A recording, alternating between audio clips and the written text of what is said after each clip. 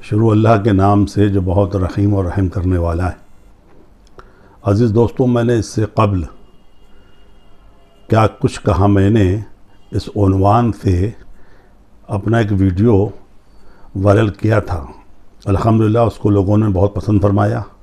और ये जो कुछ मेरी गुफ्तगू है ये नौजवान नस्ल के लिए है, ताकि नौजवान नस्ल अपने माजी को कुछ थोड़ा बहुत महसूस करे और उसके बाद उसके ख़िलाफ़ क्या साजिशें हो रही हैं या क्या कमियां हैं ऐसी हमारे माशरे में या हमारे समाज में जिसके ज़रिए हम तरक्की कम कर पा रहे हैं या नहीं कर पा रहे हैं, या कौन से ऐसे मसाइल हैं जिनसे हम दो चार हैं, या आइंदा आने वाले दिनों में हम पर क्या गुज़र सकती है, खुदा न करे। तो इसकी एहतियाती तदाबीर के वास्ते मेरी कोशिश ये थी कि मैं नौजवान नस्ल को रोशनास कराऊँ, और इसमें किस हद तक मैं कामयाब हो पाऊँगा ये तो अल्लाह की मर्ज़ी पर मुनहसर है।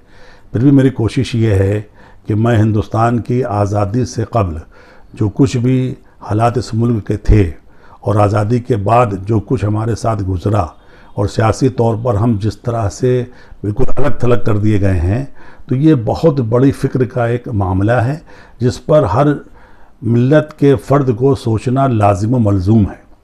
तो आज मैं अपनी इस वीडियो में ये कोशिश करूँगा कि अभी मैं माजी के ताल्लुक़ से ही कुछ गुफ्तगू नौजवान नस्ल की उसके इल्म में तरक्की के वास्ते करूँ। जैसा कि मैंने अर्ज़ किया था कि इस हिंदुस्तान की जंग आज़ादी में जितनी क़ुरबानी मुसलमानों की है उसमें किसी दूसरी कौम की नहीं है, क्योंकि मुग़लिया दौर हुकूमत के ख़िताम के बाद जो कुछ भी इस मुल्क में अंग्रेज़ों के आने के बाद हुआ था और जिस तरह से उन्होंने पारचा बाफ़ी सनत और नीलगरी की सनत को तबाह करके, चमड़े की सनत को बर्बाद करके जिस तरह से मुल्क की माशियत पर कब्ज़ा किया था, तो उसमें सबसे ज़्यादा दुख और रंज वो मिलत इस्लामिया को था। तो अंग्रेज़ों से जंग करने का जो भी फ़ैसला था वो हमारे अकाबरीन मिल्लत और उलमाए हक़ की वजह से उनके फतावा की बुनियाद पर हुआ था। इसलिए मुसलमानों ने बढ़ चढ़ कर हिस्सा लिया। जाहिर सी बात है, जब इतनी बड़ी ताकत से मुकाबला था तो जानी और माली नुकसान भी हमारा ही होना था। तो इसलिए ये जानना बहुत ज़रूरी है कि इस मुल्क की आज़ादी में मुसलमानों ने जो रोल अदा किया और जिस तरह से मुल्क की आज़ादी के बाद तक़सीम मुल्क के बाद जो हालात रूनुमा हुए उसमें हमारा कोई कसूर था या नहीं था, इस पर भी गौर करना हमारे लिए बहुत ज़रूरी है।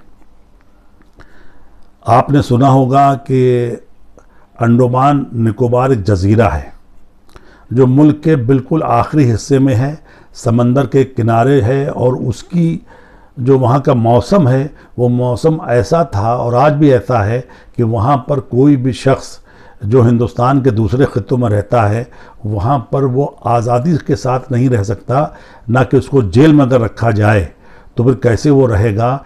यही सोचकर आदमी की रूह कांप जाती है।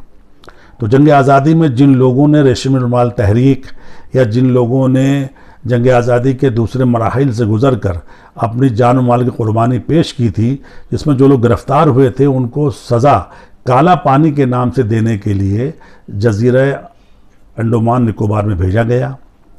और उसमें किसी को नहीं पता था, किसी मुसलमान को नहीं मालूम था कि कितनी तादाद यहाँ पर है। उसमें एक साहब थे जो हमारे उत्तर प्रदेश का ज़िला सीतापुर है, वहाँ का एक कस्बा है खैराबाद, मौलाना फजल हक खैराबादी उनका नाम था, और वो उर्दू, फ़ारसी, अरबी और रियाजी यानी फ़िज़िक्स के और मैथमेटिक्स के बहुत अच्छे माहिर कहलाते थे। तो जो अंडमान निकोबार का जेल का सुपरिटेंडेंट अंग्रेज़ था, उसको शायरी का शौक़ था, तो उसने अपने कुछ अशार को जो उसने लिखे थे टूटे फूटे अंदाज में, तो उसकी इस्लाह के लिए उसने कैदी को दिया, और वो कैदी इत्तेफाक से मौलाना फजल हक खैराबादी के टच में था। वो जाकर उसने जब वो उनको अशार दिए तो उन्होंने बग़ैर पूछे हुए कि किसका ये है शेर, उन्होंने उन तमाम अशार की इस्लाह कर दी।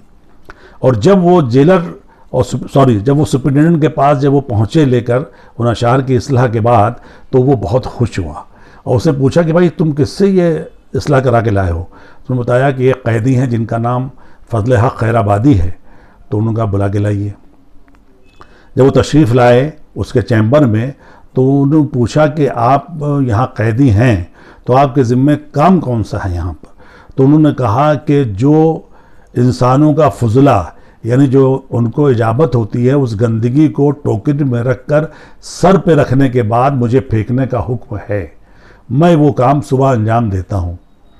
तो उसने कहा आज से आपकी सज़ा में ये जो चीज़ जुड़ी हुई है इसको मैं ख़त्म करता हूँ, आप मेरे शेर की इस्लाह कीजिए और मैं आपकी रिहाई का बंदोबस्त भी इंशाल्लाह भी करूँगा। तो उसने खैर जब उसके शेर की इस्लाह होने लगी, कुछ मौलाना को, कुछ मरहूम को थोड़ा सा अच्छी तरह से ज़िंदगी गुजारने का मौका मिला।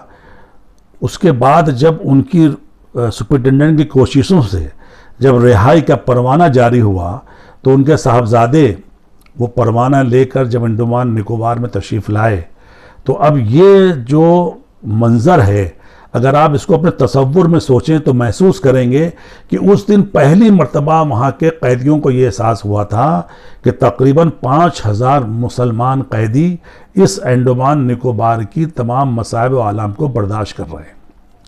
तो जनाजा जा रहा था, मौलाना फजल हक खैराबादी उसमें इंतकाल फरमा गए थे। तो उनका बेटा जो हाथ में परवाना आज़ादी लिए हुए था, तो उसने पूछा कि ये जनाजा किसका है? तो जनाजे में शरीक होने वाले लोगों में से एक साहब ने बताया कि जनाजा मौलाना फजल हक खैराबादी मरहूम का है।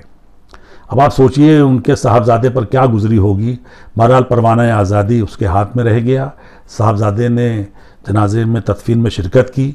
तो इस तरह की कुर्बानियाँ, इतनी कीमती और इतनी बेशबहा कुर्बानियों के बाद ये मुल्क आज़ाद हुआ। एक भी मिसाल किसी दूसरी कौम की इस तरह से मुसीबतों और परेशानियों को बर्दाश्त करने के बाद नहीं है। और फिर भी अगर कौम मुस्लिम से ये कहा जाए कि तुम ये साबित करो कि तुम हिंदुस्तान के वफ़ादार हो, तो वफ़ादारी का कौन सा पैमाना होगा, ये मुझे नाचीज़ के समझ में आज तक नहीं आता।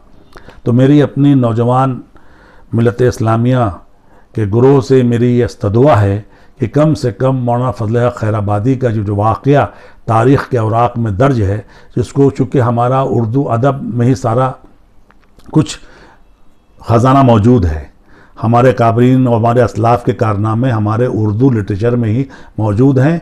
और ये हमारी बदकिस्मती है कि उर्दू ज़बान अब हमारी गोद से छिड़क कर ताश के पत्तों की तरह से बिखर गई। उसको हिंदुस्तानी ज़बान कहकर इतने खानों में बांट दिया गया कि अब कोई भी फ़र्द मिल्लत का वो अपनी मादरी ज़बान को अपने सीने से लगा के रखने की कोशिश बिल्कुल नहीं करता। और यही वजह है कि आज हमारे इन बुज़ुर्गों के कारनामे, इनकी कुर्बानियाँ हमारे सामने कतई नहीं आती हैं।